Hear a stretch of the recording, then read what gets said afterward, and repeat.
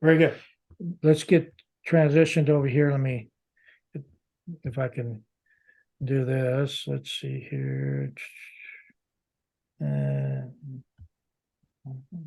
you see, I got a whole new setup. My wife even helped me out with it, so I Nice. think it's pretty cool. And so I'm learning how to navigate, but I have been paying attention to you, no doubt. So anyway, this has some of my families and members, and like I said. So anyway, this is Eric Myers. I'm doing that again because we're going to today we're going to talk about an experience that I had recently, and but I want to talk.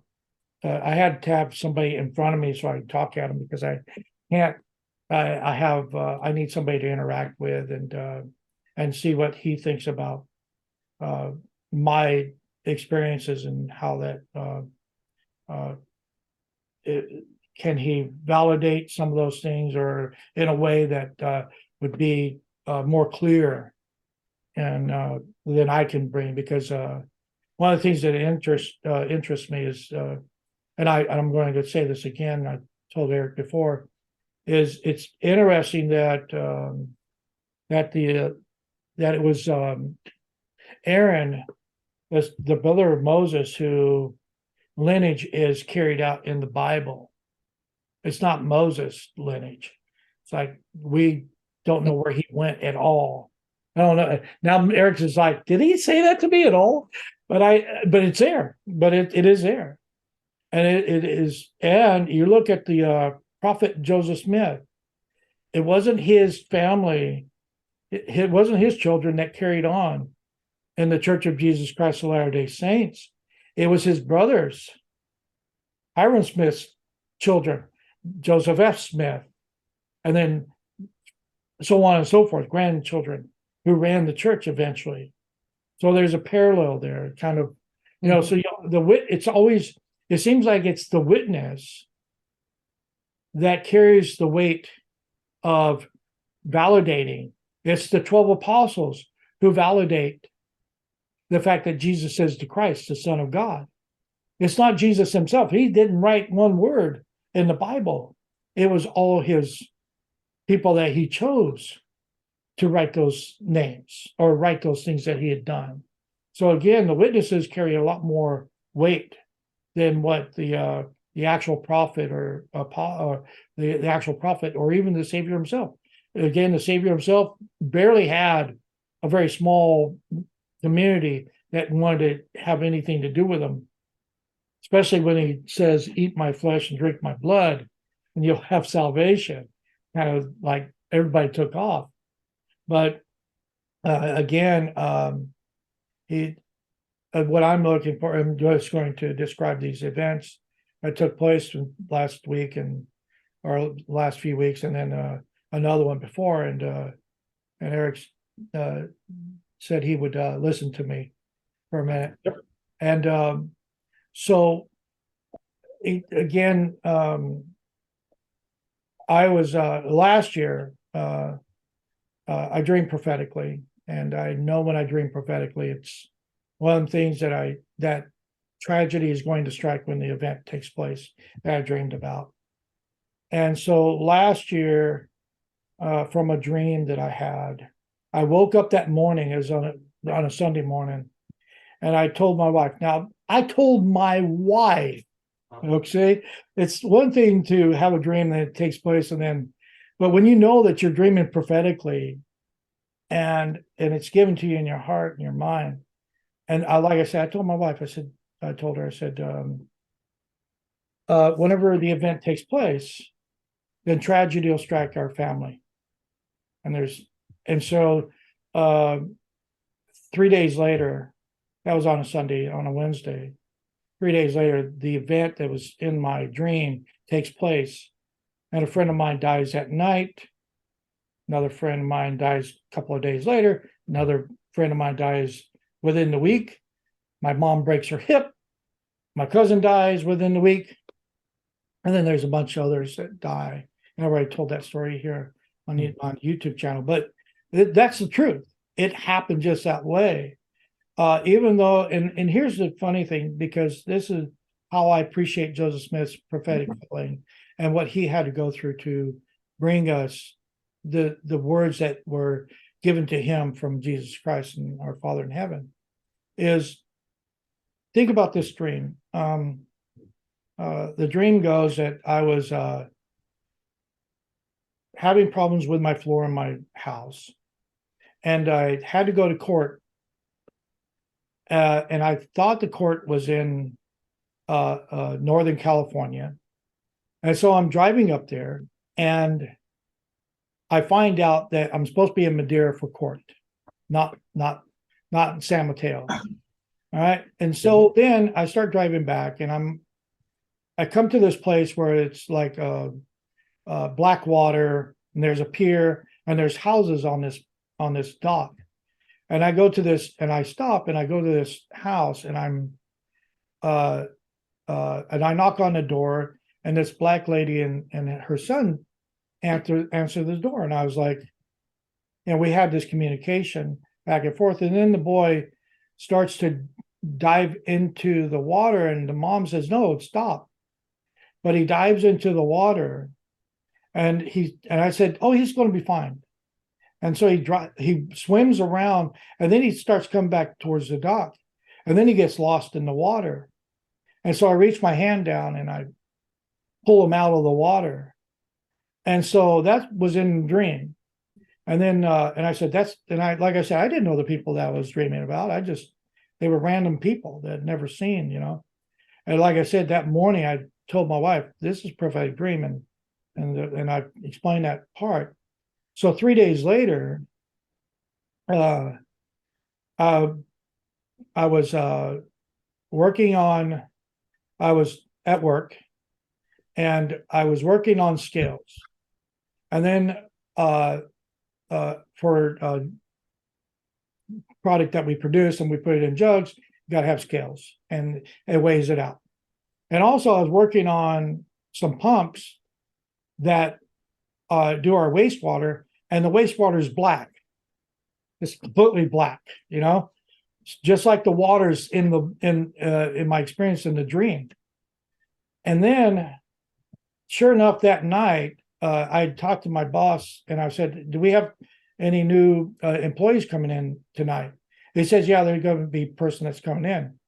And from that moment, I was at south of a gate where people usually come in, or north of the gate where people usually come in. And I was walking back towards where I was working at, and I seen this vehicle standing up by that gate, and I went over to the gate, and I said, "Hey, are you lost?" And this gentleman, who happened to be black, said, "Yeah." I said, "Are you starting to work here?" He said, "Yeah." And I said, "Oh, it's just down the road here, just back. You're at the wrong spot. You have to turn around." And so a couple of things that are in that dream that become events in that day is a scale, which is scales of justice, is often used.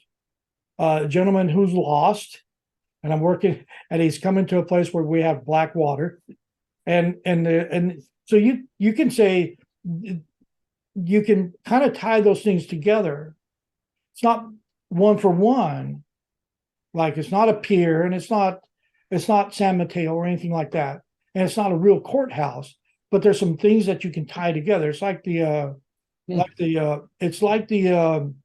prophecies that are in the Old Testament that attach themselves to Jesus Christ in the New Testament, but you can only recognize them only after the events take place in the New Testament, and they're written about, and they're explained to us. And then and so that happened last year, and I had all these people that I lost, and my mom broke her hip and all that. Well, just recently, about 3 weeks ago, and again, the reason I know that when I dream prophetically that tragedy strikes my family or myself, because it's happened so many times before. It's not the first time. I've got all kinds of stories going back.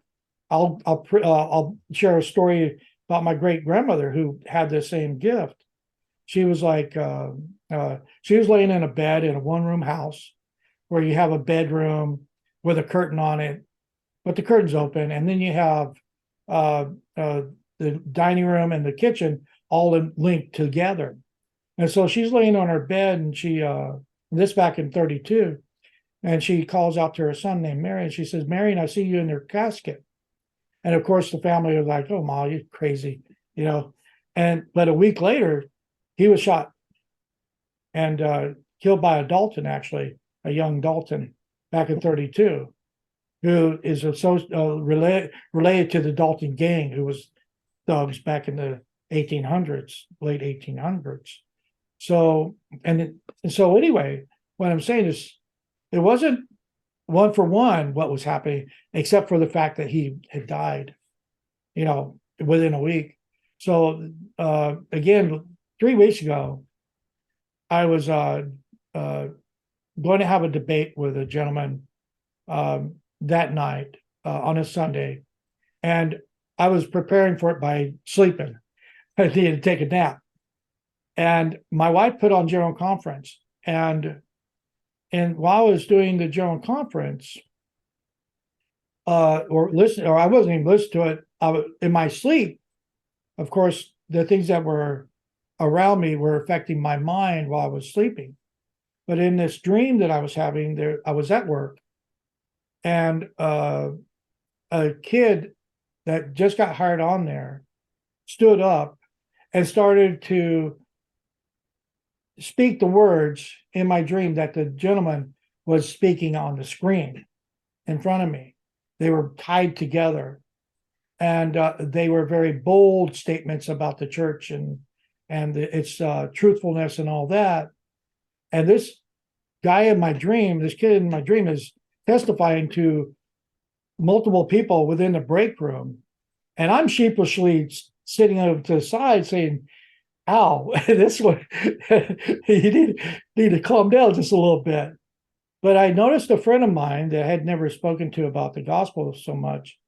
If you can believe that, like I don't talk to everybody, but there's some, but I had never spoken to him.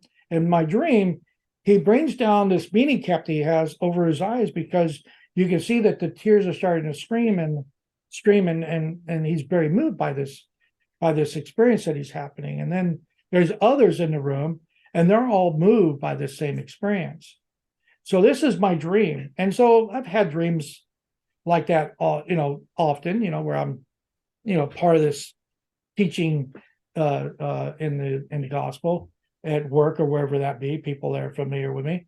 And so I didn't think too much of it, but I had this idea, but I didn't really associate it with anything. I just said, well, it's just another dream. Well, the next day, that night I did a debate, and I really just hammered the guy on sola scriptura. I really just took him to the floor. So I was excited. I was going to tell everybody about this thing. I'm a loudmouth, so that's probably why God gives me all these things to do, all these gifts, because I just like talking about things. But so the next day I go to work, and I'm talking to different people about my experience with the debate. And then one particular person I'd never talked to before, and it happened to be not the same guy that pulled his beanie over his head, but it was somebody that I'd never approached before about the gospel. And I was talking to him, and he was very moved by the things that I said. And this is a guy having problems with alcohol and things like that, but he's very moved. Says, I love listening to this stuff. Can you? And I told him about the YouTube channel, and he said, I'd love to watch some of this stuff that you do. And so anyway, and I didn't think too much of it. I was like, but in the back of my mind, I'm thinking, maybe this, I'm kind of getting close to the idea that maybe this was prophetic, the dream before, the day before. And I'm like, I don't like that idea. That was hard, because when the tragedy strikes every time, it's kind of hard not to, try to deny it.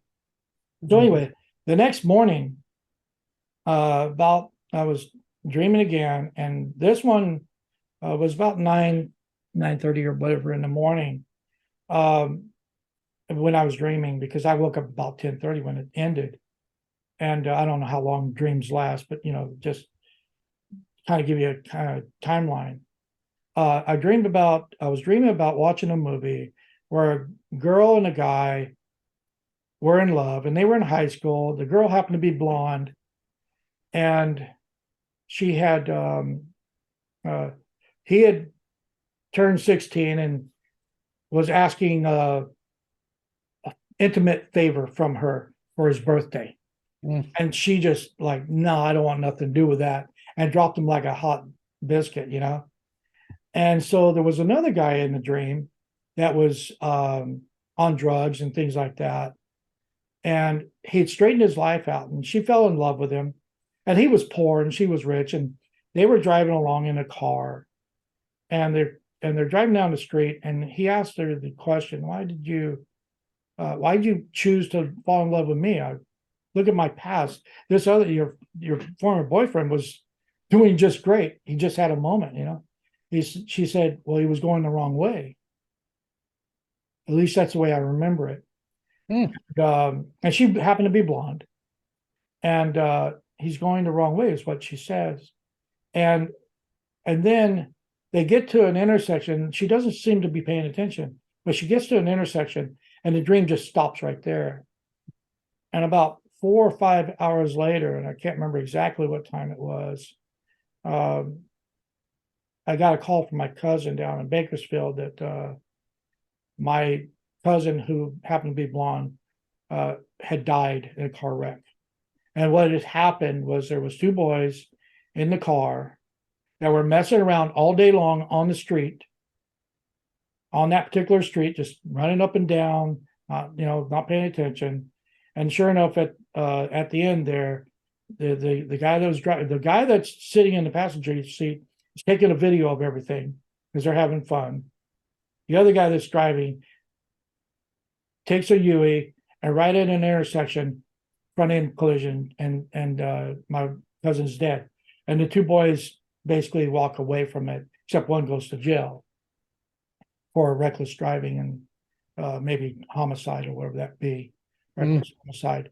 But yes, there's things that don't match up one for one in those dreams on the events that take place.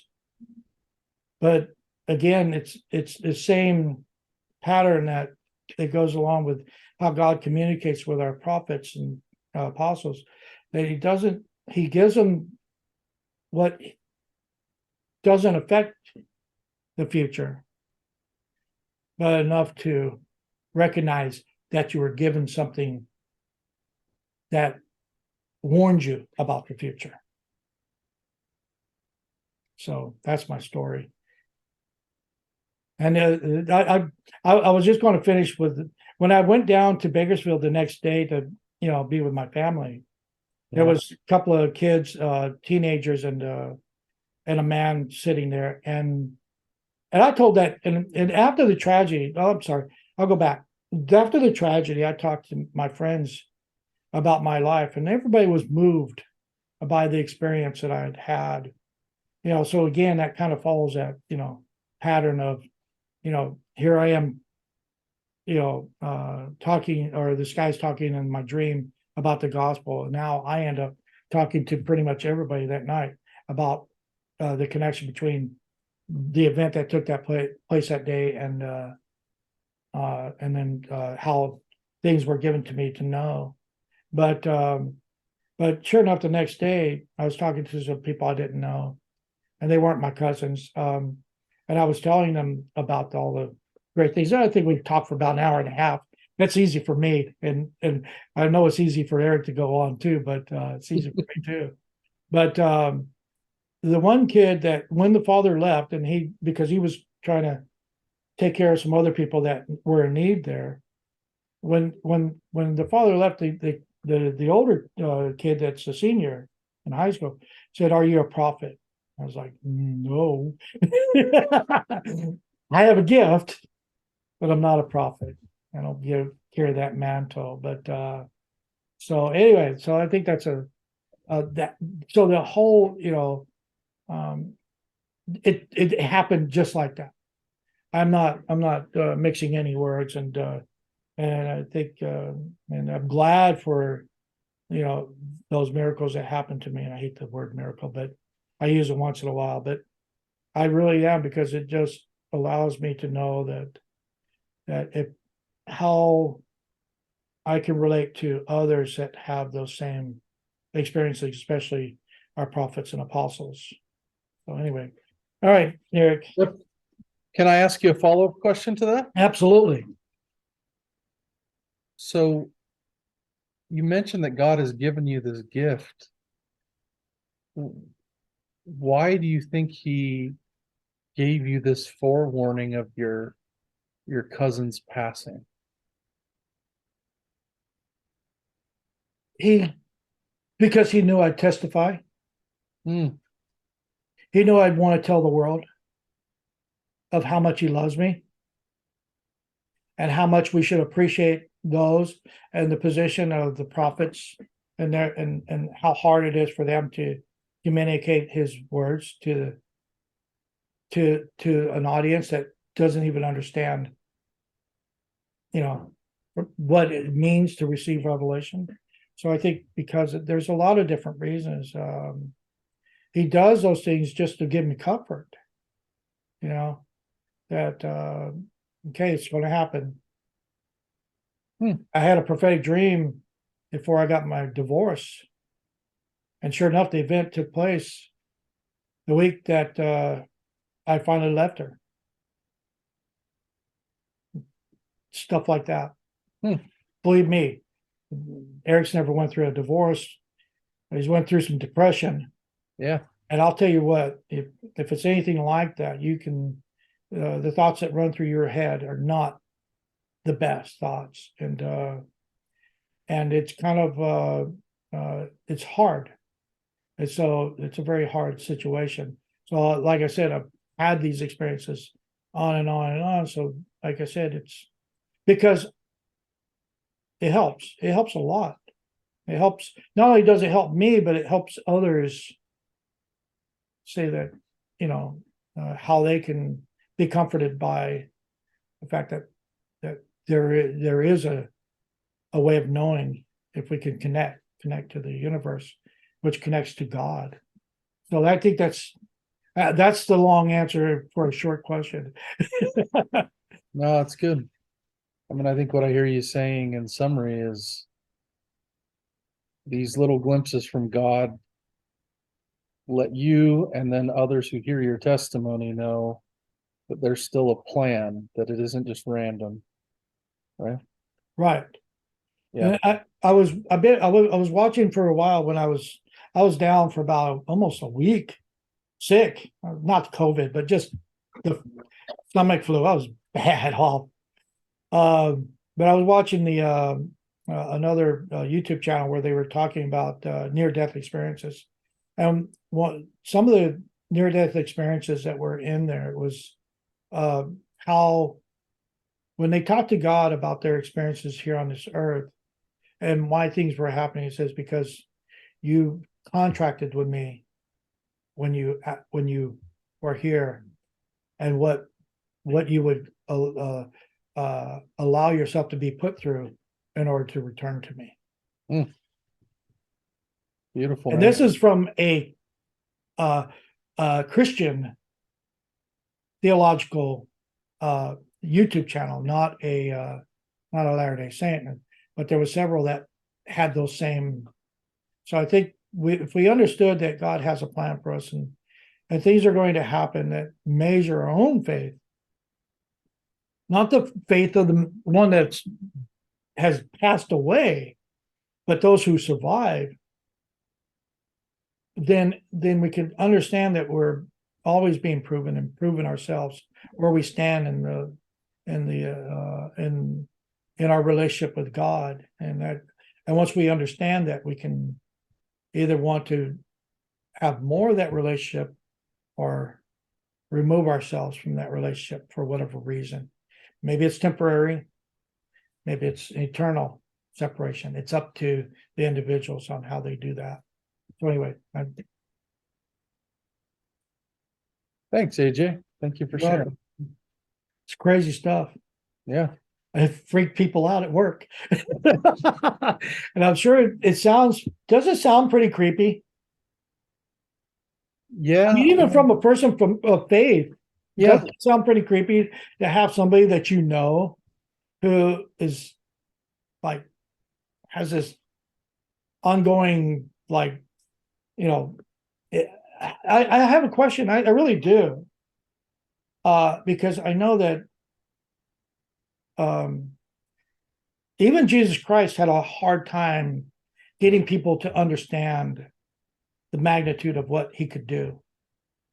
Lazarus, he's in the tomb, everybody's crying, and he's weeping. And Brother Perush today says he's weeping because he's so angry about the people and their unbelief of his capacity to bring him back. And we could say he's empathizing, but I'm just saying that does it is it you think generally it's hard for people to gravitate to the to the idea that there's those kinds of uh, gifts that people have, and they're some of them are deathly afraid of it.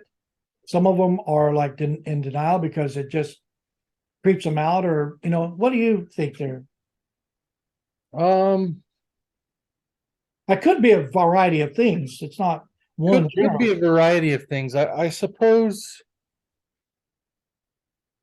I suppose if I were as honest as I can be about it myself,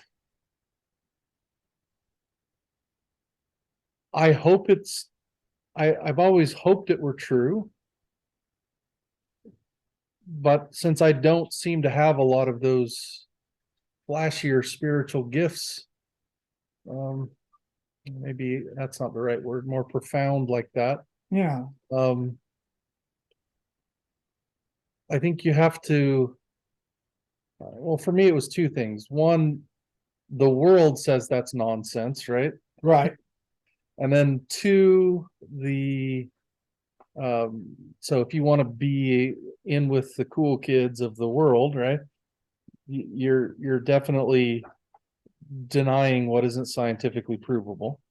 right, And then secondly, once you come to realize that this that these gifts do exist, um, I think it can be very easy to fall into a sort of envy that leads you to deny them because, well, maybe if they exist and I don't have them, what's wrong with me, right?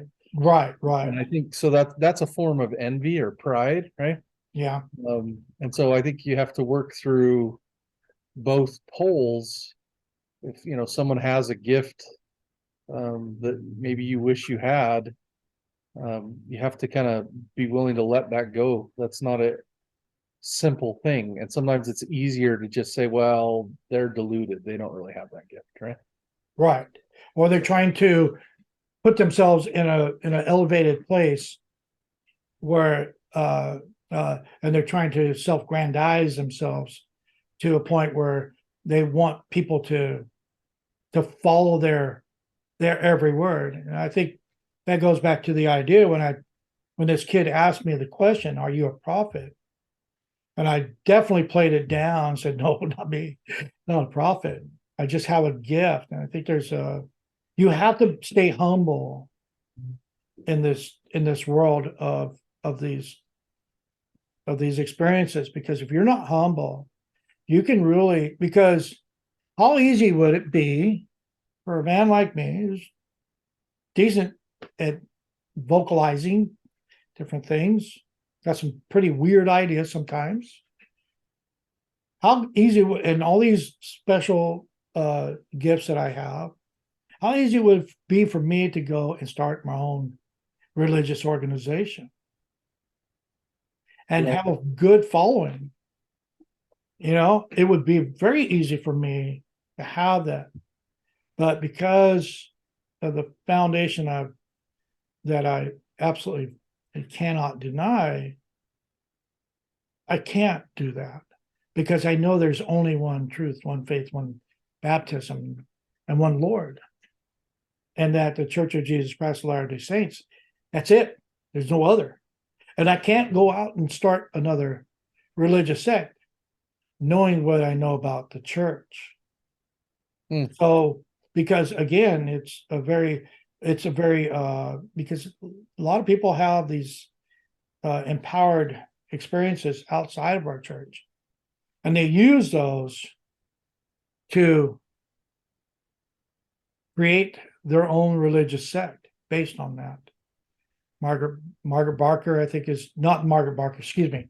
Sorry, Margaret. She's a Methodist theologian who compliments Joseph Smith in his writings all the time. But Margaret Baker Eddy, the Seventh Day Adventist, and many others at that time who were having different experiences, and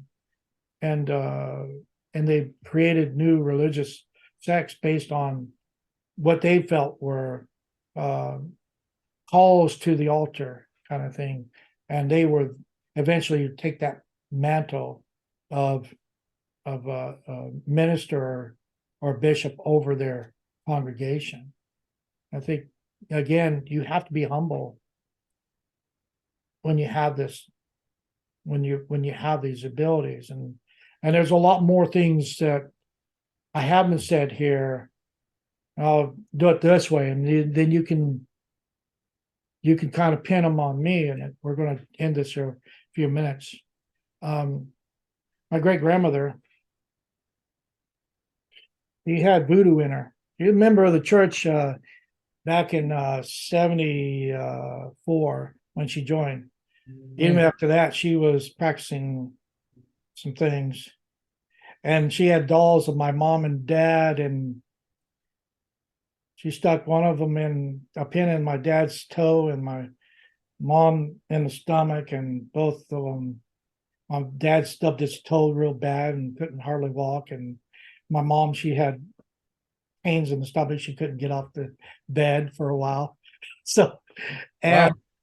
but it's just the wish that something happens to somebody and it materializes, and then you get freaked out.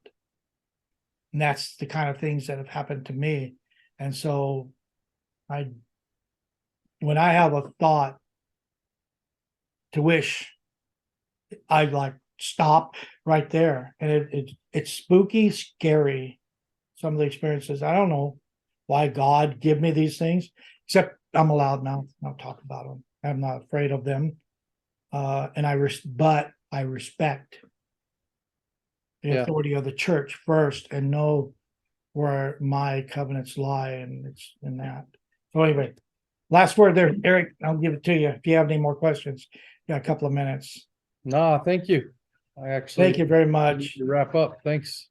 You have a great one. Hey, you too, brother. All right, bye-bye.